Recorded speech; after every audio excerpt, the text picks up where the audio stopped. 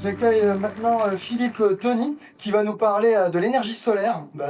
Bon, on en entend tous parler, mais c'est un peu l'énergie en plein boom. Elle se développe à toute vitesse en Chine et ailleurs. Son coût n'a pas arrêté de baisser. Et avec Philippe, vous aurez plein d'informations. Du coup, écoutez-le avec attention et préparez vos questions. À toi, Philippe. Merci. Ah oui, chercheur au CEA, je vais le présenter. Pas qualité.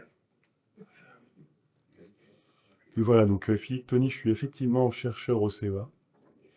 Je travaille à l'INES, en fait, à l'Institut national pour l'énergie solaire, qui est à Chambéry, et qui dépend enfin, nous, on dépend de l'ITEM, en fait, pour la prise.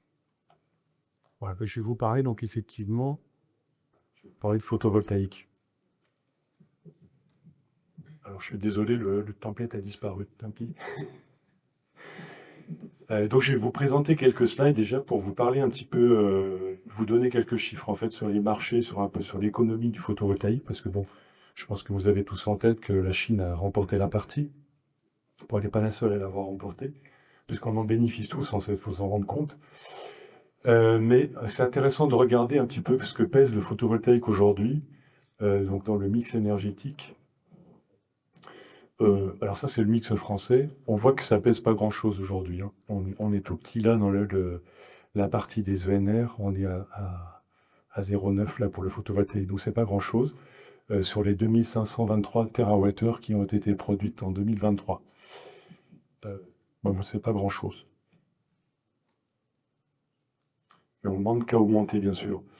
Et dans tous les scénarios de production qu'on peut voir, qui sont montrés par différents organismes, on voit que l'énergie photovoltaïque, pardon, est souvent prévue en grande croissance, et puis les énergies fossiles, évidemment, en décroissance, hein. Là, je vous apprends rien. Là, on a un scénario, par exemple, qui a été publié par RTE en 2022. Donc, on voit la barre actuelle à l'époque, vers 2020. Et puis, on voit cette partie avec un point d'interrogation qui augmente, et c'est là-dedans qu'on espère trouver notre place au niveau de l'énergie photovoltaïque. Bon, évidemment, il y a plein de recommandations dans ce rapport. Il y en a qui concernent la consommation. On parlait beaucoup aujourd'hui d'électrification, donc évidemment, on va augmenter notre consommation. Mais il faut quand même rester raisonnable, hein. On va beaucoup travailler sur l'efficacité énergétique. Il faut augmenter la part d'électricité dans le mix, ça on l'a déjà eu, hein. On l'a dit plusieurs fois depuis tout à l'heure. Pour réduire nos émissions carbone, il y a une stratégie à trouver entre le nucléaire et le renouvelable. C'était un petit peu le sens de la question de tout à l'heure. Effectivement, en France, en plus, ça prend une importance particulière. Et puis pour le CA aussi, évidemment. Et puis ensuite, il y a un autre aspect, c'est que cette énergie, on la consomme. On a beaucoup parlé de production, hein, pour l'hydrogène, de stockage sur les batteries, mais il faut aussi la consommer. Et ça, c'est pas forcément évident parce que dans un réseau électrique, il y a un certain nombre de règles à respecter. Il faut que le réseau reste équilibré. Et donc, il y a nécessité d'avoir du pilotage et d'avoir de la flexibilité pour faciliter ce pilotage. C'est là aussi qu'interviennent les batteries. C'est d'autant plus important que le photovoltaïque, c'est une énergie intermittente, comme vous l'avez entendu. Donc on ne peut pas consommer tout le temps ce que le panneau photovoltaïque va produire. Une autre courbe intéressante, c'est les évolutions du prix et de la quantité d'énergie photovoltaïque disponible. Donc là, vous avez l'évolution du prix. Alors c'est en dollars par kilowattheure. C'est à l'échelle de différents pays. Vous avez la France en orange clair, je dirais. Donc c'est une projection, enfin ça a été calculé à un moment avec quelques années de projection. On voit que ça a quand même beaucoup baissé ces dernières années et assez rapidement, à partir de 2011. Je ne sais pas si vous vous rappelez du moratoire qu'il y avait eu à cette époque-là sur les installations photovoltaïques en France, mais on voit que ça a énormément baissé. On voit qu'on atteint une asymptote. C'est-à-dire que là, depuis quelques années, le prix s'est à peu près stabilisé. Donc ça, c'est quand même un élément important à bien garder en tête, parce qu'on parle d'une énergie du futur, hein, pour le photovoltaïque. En fait, on se rend compte que finalement, on y est presque, hein. Un prix stabilisé, ça veut dire qu'on peut faire des estimations qui sont fiabilisées, au moins du point de vue financier. Et puis à côté, vous avez un autre graphe qui vous montre la capacité de production. Et là, vous voyez qu'on explose, en fait, hein. C'est-à-dire qu'à peu près dans les mêmes années où on s'est stabilisé, la production commence à devenir exponentielle. On en installe de plus en plus et on en produit de plus en plus. Donc depuis quelques années, c'est assez récent, on est vraiment devant une inflexion de la capacité du photovoltaïque. 21 gigawattheures. Je ne sais pas si vous pouvez comparer ça à ce que peut produire une tranche de réacteur nucléaire aujourd'hui. Vous savez à peu près combien ça fait une tranche de réacteur? On est quand même très loin encore d'une tranche de réacteur. Alors, je vais vous parler un petit peu de technologie maintenant. Je vais vous expliquer un petit peu comment est-ce qu'on fabrique une cellule photovoltaïque et puis un module photovoltaïque. Donc, sur ce graphe, vous avez un enchaînement d'objets, d'accord? À gauche, vous avez le matériau de base qui est le plus utilisé. Alors, il y a des alternatives, hein, je ne vais pas en parler, mais le silicium aujourd'hui, c'est vraiment ce qui domine sur le marché. Donc, pour fabriquer une cellule photovoltaïque, il faut du silicium. Alors, le silicium, c'est un composant qui est très abondant sur Terre. C'est du sable, c'est des mines, on en trouve un peu partout. Il faut commencer par le purifier parce que pour obtenir une conversion photovoltaïque efficace, il faut quand même un matériau qui soit de très bonne qualité. Donc il y a des procédés pour le faire. Il y en a un qui est mondialement connu qui s'appelle le procédé Siemens. C'est ce qu'on voit sur la gauche. C'est un procédé qui est assez lourd, il consomme beaucoup d'énergie, l'énergie électrique, hein. À partir de ces cailloux de silicium qu'on va obtenir, on va fabriquer des lingots. Donc on va les fondre, à nouveau il va falloir chauffer, à nouveau il va falloir pas mal d'énergie pour obtenir ces lingots. Sur cette image, donc c'est la deuxième, vous voyez, ingots, là, il y a deux types de matériaux. Il y a une espèce de cube qui est obtenu simplement par chauffage et refroidissement. Donc là on a un matériau qu'on dit multicristallin qui est peu performant. Et puis à droite, vous avez un cylindre, lui, qui est un monocristal. Donc il y a une seule phase. C'est un procédé qui est assez complexe à mettre au point. On y arrive très bien aujourd'hui, puisque ce deuxième type de matériau qui est beaucoup plus performant, aujourd'hui, il occupe plus de la moitié du marché. La plupart des modules que vous allez acheter aujourd'hui sont fabriqués avec du silicium monocristal. Une fois qu'on a ces matières, donc là, c'est des choses qui pèsent des centaines de kilos, hein, c'est de la grosse industrie. On va découper tout ça pour fabriquer des wafers, ou des wafers, c'est des tranches. C'est un carré ou un rond, ça dépend de quoi on barre, qu'on a scié dans le silicium. Donc vous voyez par exemple, ceux qui sont plutôt au fond, ils sont multicristallins, on voit qu'il y a différentes couleurs, différents aspects, et puis ceux qui sont devant, ils sont monocristallins, ils sont complètement uniformes. À partir de ces tranches, on va fabriquer vraiment la cellule photovoltaïque. Donc là, il y a pas mal d'étapes technologiques pour obtenir ça. En général, on fait ça dans des environnements propres. Alors, c'est pas la microélectronique non plus, mais il faut quand même un minimum de qualité dans les environnements industriels pour fabriquer ces cellules. Donc, je rentre pas dans le détail ici, hein. On va fabriquer une jonction, une hétérojonction. Enfin, il y a plein de structures différentes.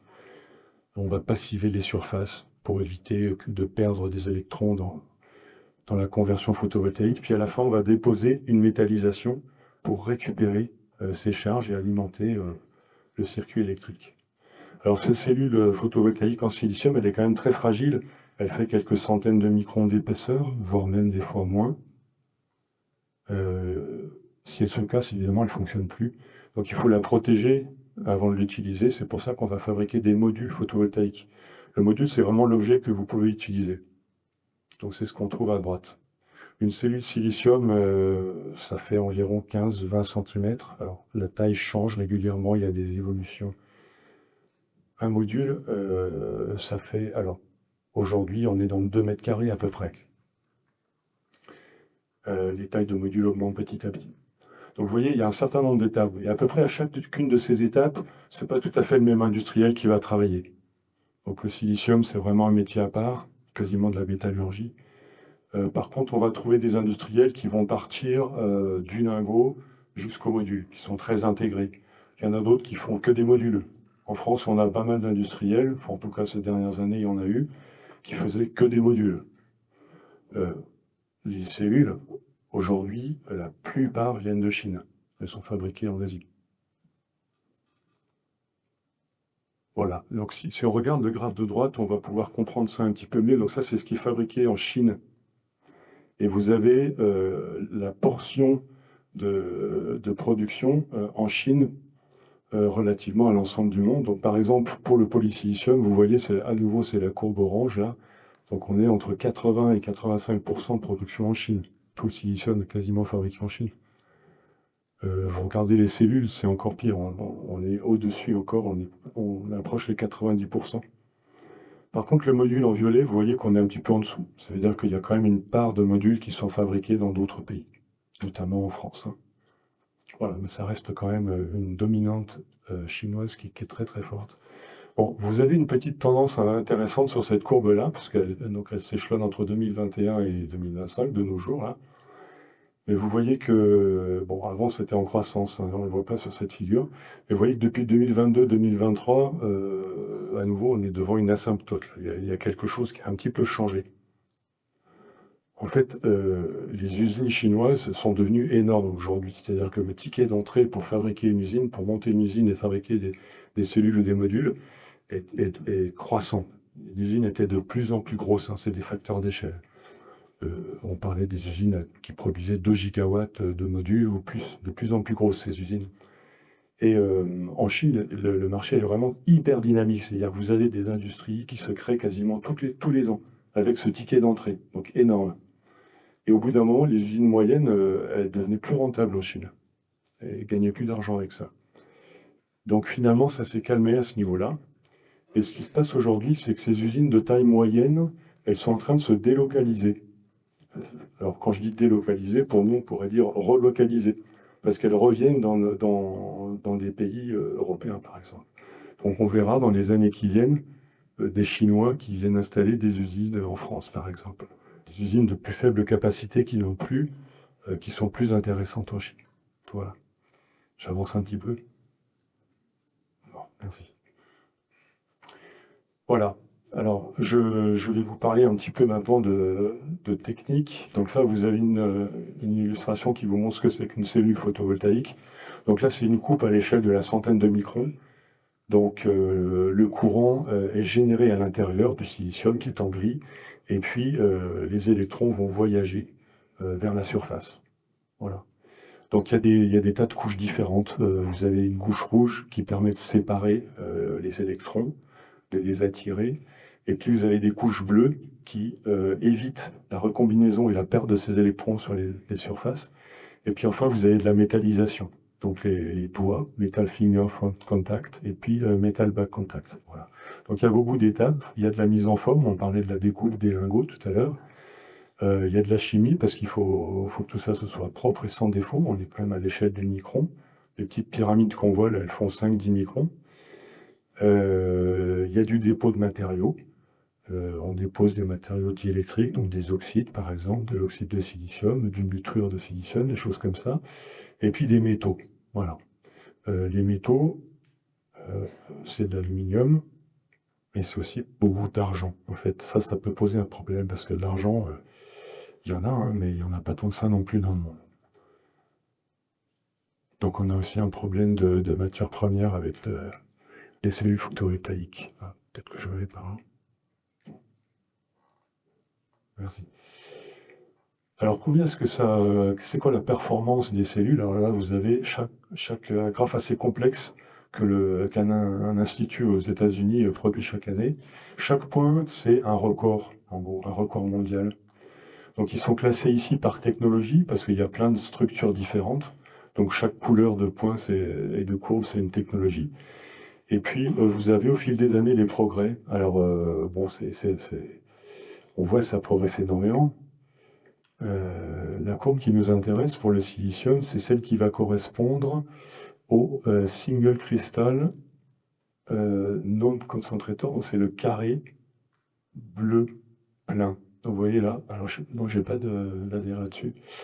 Et si vous suivez la courbe qui démarre assez tôt là, avec des carrés bleus, vous la suivez, vous arrivez à un moment où on arrive à une stagnation vers 2015, et puis on reprend avec une autre structure qui s'appelle l'hétérojonction, avec des ronds bleus cette fois-ci qui prend un petit peu le relais. Et vous voyez qu'on est à des rendements de l'ordre de 27%, donc ça c'est des records mondiaux C'est pas dit qu'on trouve ça dans l'industrie, hein, vous trouvez ça dans les laboratoires. Mais il y a une recherche continue et d'année en année, on améliore ces rendements. Alors il y a des extrêmes, vous êtes à 47% avec des cellules au maximum. Là, c'est des structures très compliquées. On n'est plus sur du silicium, on est sur d'autres matériaux 3,5, des empilements à base d'arséniure, de gallium, des choses très compliquées qui ont été surtout développées pour l'espace, où là, bon, ça n'a pas de prix.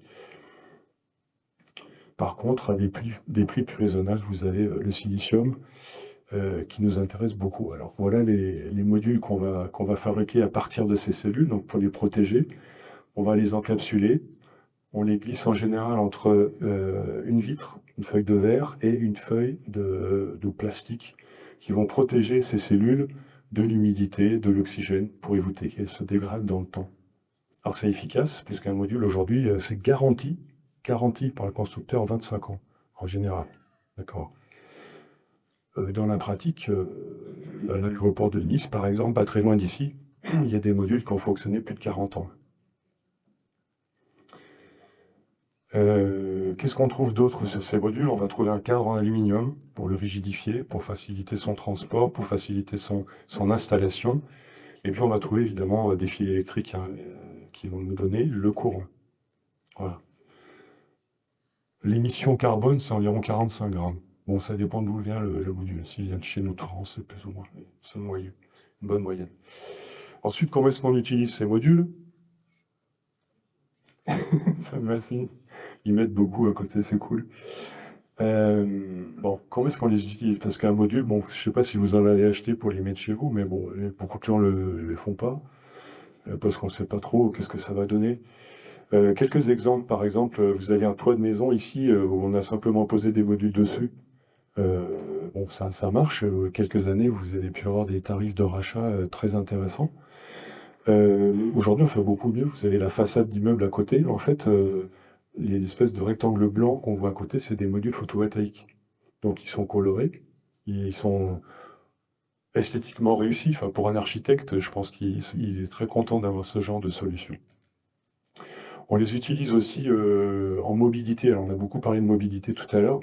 Et c'était un grand sujet, savoir si on pouvait propulser une voiture électrique au solaire. Bon, évidemment, il n'y a pas assez de surface sur un capot de voiture pour qu'elle avance. Hein. Enfin, sauf si vous allez télétravailler une fois tous les 15 jours, ça t'arrive, sinon c'est pas suffisant. Mais par exemple, sur un bus ou sur un camion, ça peut être intéressant. Voilà, peut-être pour climatiser le bus ou pour réfrigérer le camion.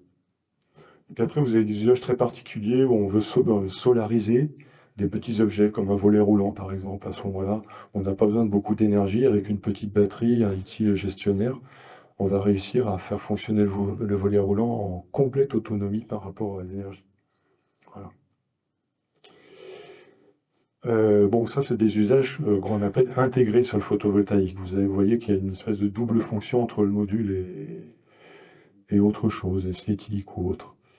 Mais la plupart du temps, quand même, ce qu'on fait, c'est des grosses centrales. Voilà, on fait des grosses centrales qu'on va connecter au réseau. Et vous avez en haut à droite, par exemple, un exemple. Donc ça, c'est une centrale qui est dans les Landes. Alors évidemment, en France, on fait plutôt dans le sud, ça marche quand même un petit peu mieux. Donc des très grands champs photovoltaïques qui sont connectés directement au réseau haute tension. Vous pouvez aussi, alors ça c'est très classique, hein, aujourd'hui on essaye de développer d'autres choses parce que ça prend énormément de surface en fait. Énormément de surface. Et le foncier, c'est quand même important, ça a un coût. Donc on va faire autre chose, on va en mettre par exemple sur des étangs. On va en mettre sur de l'agriculture. Donc là par exemple c'est un exemple de vigne, c'est dans l'Aude. Et puis aussi sur toutes les toitures de bâtiments industriels ou d'entrepôts, des choses comme ça. Et là, vous avez des modules qui sont installés. C'est quelque chose qu'on a fait au CEA avec une start-up qui marche très bien. Voilà. Bon, ça c'est juste pour vous dire qu'il y a plein de fournisseurs. Ça, tous les ans, vous avez une nouvelle liste avec des modules. Un module aujourd'hui, c'est proche de 500 watts crête quand même, c'est quand même pas mal. Ça, c'est des watts qui sont déterminés par des méthodes de mesure qui sont très standardisées. Donc 25 degrés, illumination perpendiculaire au module, Mais dans la réalité, évidemment, c'est pas comme ça que ça marche, hein. Le module, il suit pas le soleil en général, il n'est pas à 25 degrés en général, etc. Donc on perd toujours par rapport à ces 500 watts, hein, évidemment. Ça dépend de l'installation et de la gestion du système. Voilà. Bon, j'ai déjà parlé de l'intermittence, on va juste passer à la suite, hein. Et puis quelques messages en fait importants, si vous deviez retenir deux, trois trucs, comme je vous ai montré un peu la technologie, ça progresse très vite, comme je disais tout à l'heure. Toutes les années, il y a des nouveaux records qui sortent. On voit que la Chine est prépondérante pour l'industrie. On s'intéresse beaucoup au cycle de vie, comme tout ce qu'on fait pour les énergies renouvelables, l'impact environnemental. Beaucoup d'utilisations possibles. Je vous ai montré quelques exemples d'intégration.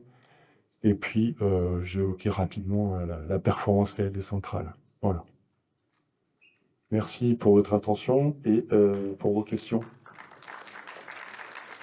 Merci beaucoup. C'était vachement complet et vachement clair. Je sais pas vous, moi j'ai jamais appris comment fonctionnait une cellule photovoltaïque. Du coup là on a 10 minutes de questions. Vous connaissez la musique, mais cette fois on va essayer de faire une par une. Comme ça on aura 2 échantillons, on pourra juger quelle est la meilleure méthode. Du coup, qui veut poser la première question? Monsieur. Merci pour votre présentation, c'était très intéressant. Moi j'ai une question un peu naïve, c'est est-ce que est-ce qu'on peut est-ce qu'on peut recycler d'une manière ou d'une autre un panneau photovoltaïque et dans sa production, est-ce qu'il y a des matériaux qui sont réutilisés aussi dans cette chaîne quoi? Alors effectivement, c'est une très bonne question qui est en plein dans l'actualité de beaucoup de sujets, parce que je vous ai dit 25 ans de durée de vie. En fait, on commence à voir aujourd'hui exploser le nombre de panneaux qui sont à recycler, en tout cas qui sont démontés des centrales. On en a vraiment beaucoup, de plus en plus. Ce matin, on en a bien parlé dans la session là, sur le verre, c'était intéressant. Donc oui, il y a plein de méthodes qui commencent à être développées pour recycler les panneaux. Alors évidemment, on fabrique des panneaux pour qu'ils durent 25 ans, donc on va pas les démonter facilement comme ça, c'est pas du tout prévu pour. Donc il faut développer de la technique pour faire ça. Il y a des choses assez simples à faire. Les panneaux qui ont environ 25 ans maintenant, ils ont un cadre en aluminium. Démonter le cadre en aluminium, c'est relativement facile à faire et l'aluminium, ça se recycle facilement et à des coûts très intéressants. Ça, c'est un premier truc. Après, ce qui nous reste, c'est une espèce de laminé où on a du verre, un polymère en face arrière, un complexe de polymères en face arrière, et puis au milieu, les cellules photovoltaïques avec un autre polymère d'encapsulation. Donc ça fait 3 éléments qu'on essaye de séparer. Le verre, on y arrive relativement bien aujourd'hui. Et ça, c'est pareil, ça se recycle. Aujourd'hui, bon, vous savez que la filière de recyclage du verre elle est très développée en France. Donc on rentre dans cette filière-là. Après, pour le reste, c'est tout compliqué. Je vous cache pas que... Alors, valoriser l'aluminium, valoriser le verre, ça va. Valoriser les polymères de la face arrière, c'est compliqué parce qu'en plus, à l'époque, on mettait du fluor dedans. Donc, c'est pas très sympa. Et puis, la couche du milieu, elle est très complexe parce qu'il y a beaucoup de choses dedans. Il y a des polymères, il y a du silicium, il y avait tous les métaux, notamment l'argent. Donc, on essaye de récupérer tout ça séparément. L'argent, évidemment, séparément. Donc, les industries se développent. Et puis tout ça, c'est dans un contexte réglementaire aussi, hein, c'est-à-dire que c'est des déchets qui sont considérés comme des déchets électroniques. Donc il y a une réglementation qui oblige aussi les industriels à les traiter. Question suivante. Madame, au centre.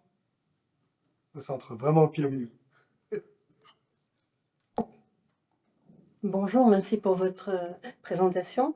Lors de la grande panne électrique en Espagne, Portugal, on connaît pas encore les causes précises, mais on met déjà en avant, vous en avez un petit peu parlé, le problème de l'utilisation importante de panneaux, enfin du photovoltaïque et de l'éolien, je crois, et leur impact sur la flexibilité du réseau électrique. Est-ce que c'est pas un des éléments qui peuvent freiner le développement du photovoltaïque? Et qu'en pensez-vous à ce stade des connaissances de cet incident? Ouais, alors je suis pas spécialiste de l'intégration sur le réseau, mais d'après ce que j'ai vu, la panne en Espagne a des origines assez complexes et multiples en fait. Ensuite, bon, en tout cas pour la France, le taux d'intégration des cellules, des énergies intermittentes et évaluées. Il y a des limites qui sont fixées. Bon, aujourd'hui, bon, faut que je vous donne mon sentiment parce que en tant que, enfin, je suis pas expert du domaine, mais aujourd'hui, je pense pas que le photovoltaïque ou l'éolien soit à l'origine de tels blackouts en fait, hein. On sait aujourd'hui déconnecter les centrales si ça pose un problème.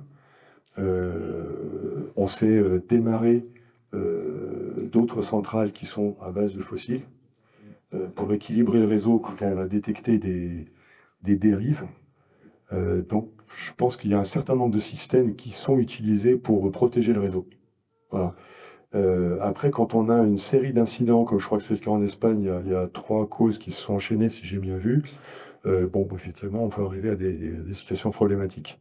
Mais normalement, le gestionnaire de réseau, il a des solutions pour faire ça. Voilà.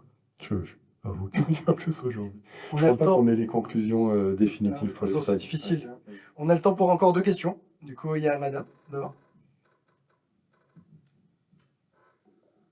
Oui, bonjour. Vous parlez beaucoup justement de l'argent qui est beaucoup moins disponible. Est-ce qu'il y a justement des travaux pour peut-être justement se passer de l'argent dans la construction de panneaux? Ah oui, complètement. Alors là, c'est effectivement une grande cause de la recherche dans le domaine du PV. Donc, on essaye surtout de diminuer la quantité d'argent qu'on utilise. Voilà, ça, c'est le premier point qu'on essaye de faire. Donc, on a une feuille de route avec de moins en moins d'argent utilisé par watt crête. Aujourd'hui, dans nos laboratoires, on a démontré 14 mg, je crois, par watt crête, il me semble. Donc, on a toute une feuille de route pour ça qui est partagée dans le monde. Ensuite, on essaye de substituer l'argent. Donc, en microélectronique, c'est arrivé. Aujourd'hui, on a beaucoup d'interconnexions cuivre. On fait pareil en photovoltaïque. Donc, on essaye de remplacer de l'argent par du cuivre dans les cellules. Alors, le cuivre, c'est un polluant du silicium. Donc, c'est pas si simple que ça. Il suffit pas de prendre du cuivre et de le mettre sur les cellules. Il faut travailler un peu plus pour mettre des barrières et empêcher que le cuivre vienne perturber le fonctionnement du silicium. Voilà. Donc oui, on fait beaucoup de choses pour essayer de diminuer la quantité d'argent utilisé dans les panneaux PV. Dernière question, rapide. Ah, vous voulez déjà la pause? Il y a monsieur. Bonjour.